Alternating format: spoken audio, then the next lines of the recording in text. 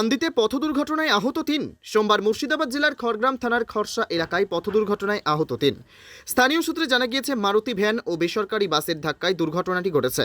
দুর্ঘটনার জেরে ৩ জন আহত হয়েছে। আহতদের মধ্যে একজন পৌরা।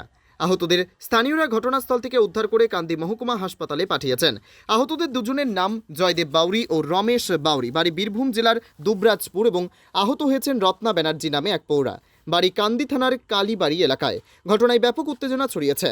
ঘটনার খবর পেয়ে ঘটনাস্থলে পৌঁছায় কান্দি থানার পুলিশ। ঘাতক বাস ও মারুতি ভ্যান দুটিকে আটক করেছে পুলিশ।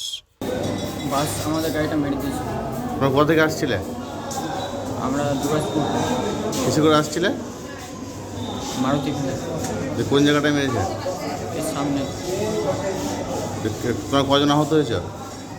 আমরা দুজন। আর একজন মহিলা ছিল, সেটা কি হয়? আমাদের কেউ হয় না। রাস্তা দাঁড়িয়ে ছিল না আলাদা ছিল? না, আমাদের সঙ্গে আসছিল। ব্যুরো রিপোর্ট, পিবি বার্তা।